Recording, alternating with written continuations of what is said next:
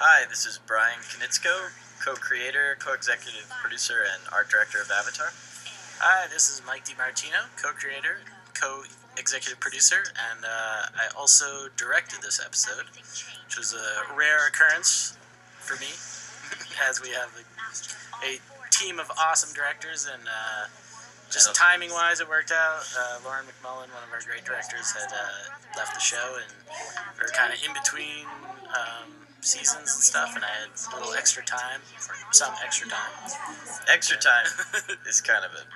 You didn't really have extra time. No, I had less overtime. Yeah, because at that point the writing had wrapped up for season 2 and everything, so I had more time to devote to directing an episode, which was very exciting for me because I had directed on shows like King of the Hill and Family Guy and Mission Hill. Yeah, where I started out, and I kind of sometimes I miss it. Miss kind of getting your teeth into an episode the same way. Because Mike and I were really involved in all the episodes through a lot of different stages, but we don't get to just stick with one story all day long. We have to kind of scatter around to different meetings, different stages of production. So yeah, Mike got to just mostly stay with this episode and see it through. Yeah, it was a great script by our head writer, Aaron Ehas, and makes it even more of a pleasure to bring to life. And this is also coming off of the Guru episode, which Brian and I wrote, which was kind of the spiritual first half of the season finale, and then we kind of end with a bit more action and drama and craziness. Soon they will turn on all of you and eliminate you. Seizing power today is a matter of life and So this shows the this too must be swift and decisive. sort of the downfall of the Earth Kingdom is that corruption had seeped into its whole government and societal structure, and when you rely on corruption to keep together a good society, the problem is those people can flip to the wrong side very easily, and everything's orchestrated so they have control over the country. It also just shows how charismatic Azula is. That these guys can, I think the Daily just want to stay in power. They want to stay alive, and they definitely don't want to lose their power. And it's sort of like they knew they were doing bad stuff all along, but they didn't have anyone to answer to. And all of a sudden, with Long Feng in jail, they are right on the edge of being forced to confront their crimes and Did you master the Avatar state? being phased out completely. You won't be able to go into the Avatar state at all. Aang, are you okay? I'm great. It went great with the Guru. I completely mastered the Avatar state. So it's hard too about writing and directing these kind of season finale episodes. We've only done 2 of them, but there's so much that we kind of want to wrap up at the end of a season or whatever, and we have a limited amount of time to do it. So, definitely from a directing standpoint, I wish there were moments that we could have made a little longer or kind of just stretched out the drama a little bit more. There's some moments, but there's a lot of material to get through. So It's difficult on television, half-hour format show. When you're trying to do something, cinematic, I'm not interested in you often want to have those moments that breathe, but More of a demonstration, really. we do our best. So here we get another glimpse of this total, kick-butt side of Uncle that we don't get to see too much, He's not just this goofy, tea-loving guy, but he was once a fierce general. Like, for example, there's actually a kind of a little scene in the hallway before they bust out, which had some more action, and you see Uncle start to do lightning before he busts out, and just because of time and whatever, we had to cut it at the animatic. But Yes. I like about Azula that she's, one of the best fighters we've shown, but she's also perfectly happy to stand back and let servants fight for her. Yeah.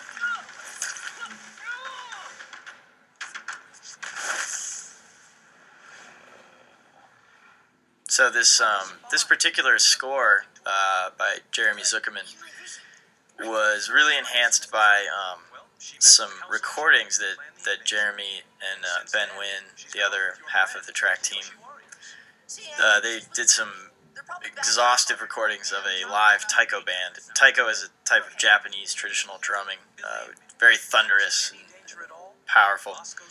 And a friend of ours is in a band at one of these taiko groups, and so they went, I think, down to Capitol Records and got a sound stage, and they set up all these drums and spent like 6 hours recording, making their own library of authentic taiko hits, and they used them in this score. And so, like the opening title card of the episode, just this huge thunderous hit. There's the scaffolding from the earlier episode when Toph busted a hole through the wall. So see, we track everything. If someone gets hurt, something gets damaged. I wouldn't say everything. We miss a couple things. Only a couple. Another danger of working on a TV show. There's too much going on. So, what I also love about this kind of finale episode too is like the new character combinations where Uncle is now like talking to Aang and stuff, which is, we haven't done. It's great, and kind of paying off the fact that Toph had met Uncle in the woods earlier in season 2. She must have Katara. She has captured my nephew as well. Then we'll work together. But not everyone in the group is cool with the new combinations. No, well, of course not. I know how Great you line. must Great be, animation by Yu Jae-myung. but believe me, when His I tell team. you there is good inside him. Good inside him isn't enough. Why don't you come back when it's outside him too, okay? Katara's in trouble. And so at this point, Uncle really believes that Zuko is, and I think Zuko believes too that he's I brought someone kind of on the good side. I mean, he freed Appa. He kind of went through his feverish transformation, and He's given it a try. began to see another way. There could be another way, maybe. He's given it the old college try, but Mike, fortunately, where are they keeping Katara? he's still unsettled in his He his search for approval. He hasn't dealt with all of his issues yet. Which is, we like to do that on Avatar. We like to, we've said this before, but we try to treat the characters in a pretty realistic way and allow for human error and character arcs that, I think show a more realistic thought process, and personalities, and conflict. I think for Zuko, like, he's had this mentor and Uncle for a couple seasons, and it's definitely had an effect. But I think Zuko's got to come to some conclusions on his own. I think. Plus, he's also, he's really been damaged, not just physically, but emotionally, and by his father. His relationship with his father has really kind of twisted him up inside, and a lot of the things he does are because of this really these complex emotions he has with his father. This is, by the way, another great combination scene. This is a scene that actually does have time to breathe, and we get to pair these two characters. They've had a dynamic relationship, but rarely had time to just talk. They're sort of forced to. We should split up. Aang, you go with Iroh to look for Katara and the Angry Jerk. No offense. None taken. And I'll go I with like that Momo seems very involved in this debate. I think I don't know whose side he's on. He's like, here. All in favor of that motion? So, Toph thinks you give pretty good advice. And great tea. The key to both is proper aging. What's on your mind? I always think Aang's going to be like, I have this friend who's the Avatar, and he has this problem. You're talking about yourself, aren't you? No. It's my other friend, the Avatar. Someone I love. And I just couldn't. Perfection and power are overrated. So in Uncle's response, we see Happiness. sort of his attitude after he lost his son, Lieutenant, in the siege of Ba Sing Se. Uncle used to be a very powerful, very ambitious kind of guy, but he sort of lost his appetite for that kind of stuff. I mean, there was always probably a good, gentle, worldly man inside of Uncle, but when he was a younger man, he had a much more aggressive side. But he's getting older, and the loss of his son really aged him and changed his attitude. That's why he kind of just puts most of his focus on Zuko. What's going on here? You're under house arrest. The coup is happening right now. We've got to warn the Earth King. This is a great little sequence here, storyboarded by Chris Graham. The capture of all the generals. That was General Sung, who appeared in the drill episode, if you recall. And that's General Frank and General Steve, who we've never seen before. Yeah. What are you in time I think for? Ty Lee and May look cute in the Kyoshi outfits. I love the Kyoshi Who? makeup. Worked really well. They're not the real Kyoshi warriors. Sorry to disappoint you.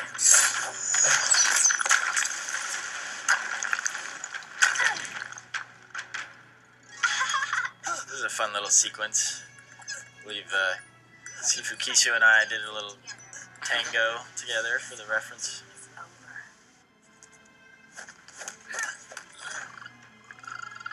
This is always depressing. Momo caught by the rock gloves. Get them all out of my sight. I like, that was, I I like think- Dee's little. I think that was, one of those moments where like, oh, we forgot about Momo too. Oh, he's got to get captured too. The Dai Li forgot about him too until the last moment. Now comes the part where I double cross you. Dai arrest the This is princess. great scene written by Aaron. I said, I remember him. arrest her. His idea for it was What is wrong with the fact that Azula is so confident, so powerful in her self-assurance that she could break this man just by talking to him. Basically, she doesn't even need to lift a finger. Unfortunately, in real history, there are people like Azula who are just so charismatic, but sort of soulless that but they're able to climb to positions of influence. Well, Same with people like Long Fang. Unfortunately, throughout history, these people who are willing to sell out their own countrymen just for their own don't flatter yourself. security, their own job security, and power. I'm sorry, I really love how the look of the crystals came out in this episode. Yeah, you were really adamant about the design of this. I remember you helped us out a lot with the art direction on that. Yeah, I think I'd seen some pictures from some anime of just like there's a lot of great contrast in the crystals and stuff. Yeah. And sometimes what happens is they'll be you want glowing crystals, but they'll get washed out. You might not. There's a lot of detail, but That's the weird thing about color theory, and sometimes to make something brighter, you have to make it darker. That's a weird thing. Sometimes if you have fire come on screen, you have to darken everything so that it seems brighter. So yeah, it worked well. I agree. The crystals we had done in previous episodes, they just get blown out. You can't even really tell they're crystals sometimes. This is a great little...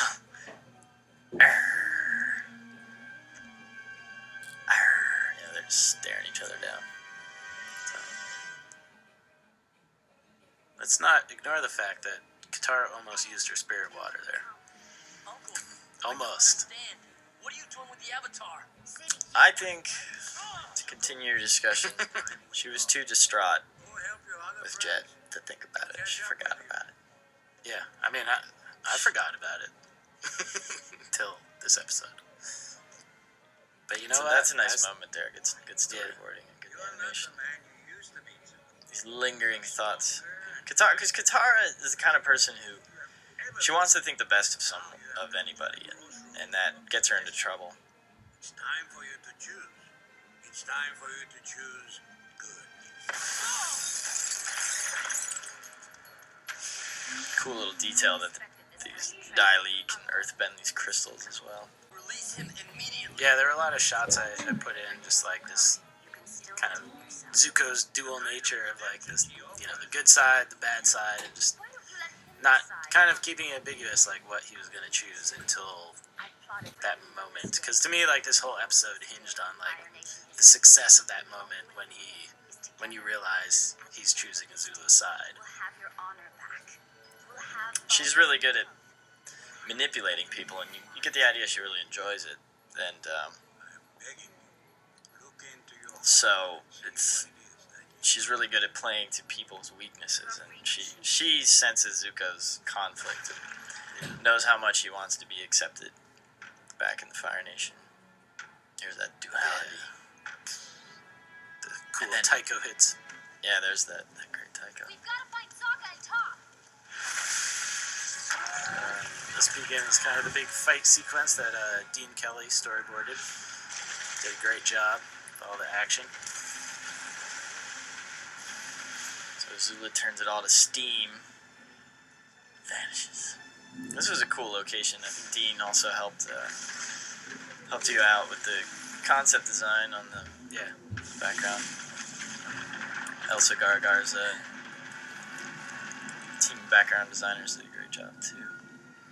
I remember this fight too. This was another one where, you know, we had to once again kind of up ourselves, and we're like, we got to see Katara do stuff we've never seen her do before. You know, we got to show that they're becoming Here's the masters, and here's the moment. And I like seeing that Aang realizes it a second before he sees Zuko shoot. And, you know, this just shows that when you're not a balanced person, it's hard to make good decisions. Zuko he's a conflicted guy, and he's not right within his own head. I feel like at this point in Zuko's life, that was the only choice he could have made. You know, all that frustration and anger, fortunately, came out in a bad way. That's a great... Zuko just using all of his anger. Sifu Kisu came up with a cool move where he's kind of charging his energy with his fists pointed at his head. It says a lot to me. Yeah, I really like how these the fire whips turned out. So I really like seeing Katara just controlling Azula. Yeah, I mean, you realize, like, Katara is she's getting not better to be and better. messed with.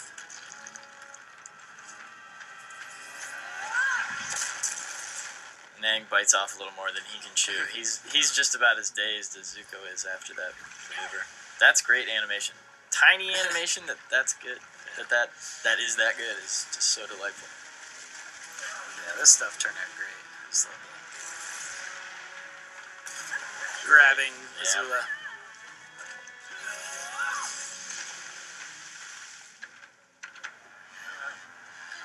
So that little smile, you know, you can tell Azula's enjoying that she talked Zuko into helping her out. Yeah. She loves it.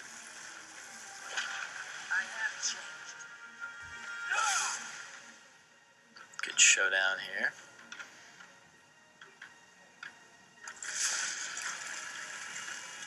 So this is kind of like Azula with the jet engine propelling her.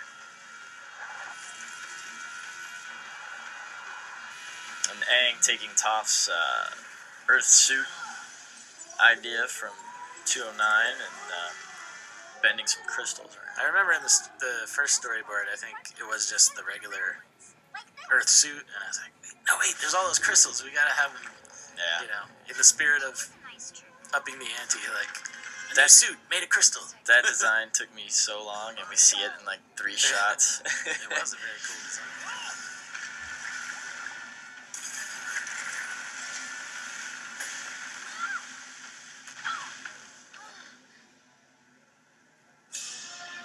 And anytime you can have Katara's hair come down is, you know, we like to do that. She looks pretty cool when her hair comes down.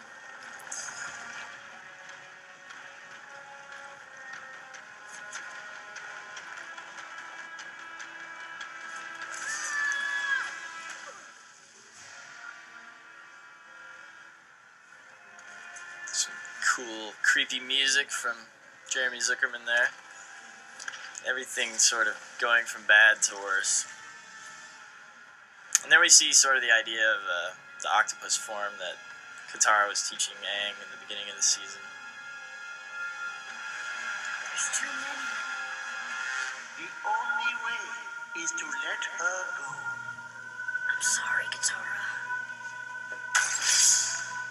So Aang literally turns his back on Katara, but with the idea that he can hopefully master the Avatar state and save the day.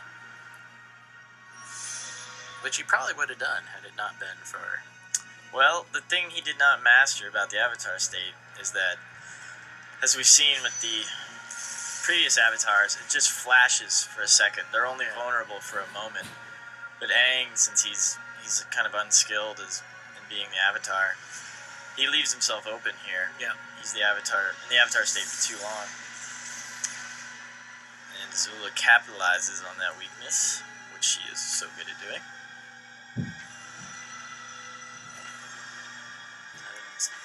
Me as a viewer and stuff, like, I just love the dark stuff too. Like, I feel like in the middle of the story, you kind of have to end a little bit darker, a little bit more serious. I don't know if you noticed, but Aang had the exit wound on the bottom of his foot. Oh, yeah. That's why his shoe blew off.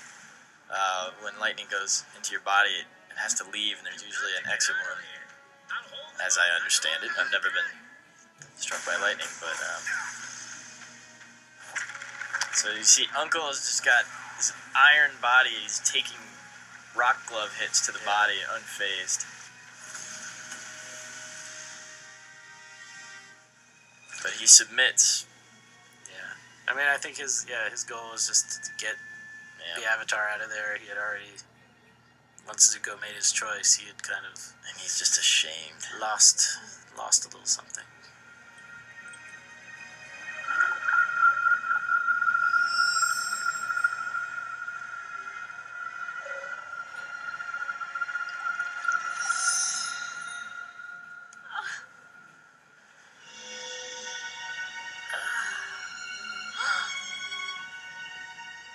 So this is designed to be like the scene in the first episode, Boy in the Iceberg, when Aang first wakes up and sees Katara. The shots were very similar. Fire Nation has conquered Ba Sing Se. Betrayed, Uncle. So already, we see Zuko as these two halves are still at war within him. Father will welcome you as a war hero. But I don't have the Avatar. Yeah, it's a great ending. I mean, he My honor. got essentially what he wanted, but Today, he's got a lot of doubts. He doesn't What does know it what's going to happen when he goes home. There's that great Taiko hits. The Earth Kingdom has fallen. So Aang kind of slips out of consciousness there. Yeah, we wanted to show that he was always, he was saved. Katara saved him, but he's not just magically recovered yet. So thank you to everybody for an amazing season 2. We're really proud of it. Very happy with how it came out. Yeah, and we're looking forward to amazing season 3. We've seen some We know a few things, and we've seen some feel like animation that's come back, and we're really excited. So thanks again to all the fans who've supported the show and helped it to grow and find a bigger, broader audience. We really appreciate all of your enthusiasm. Thanks to you, Mike. Thank you, Brian.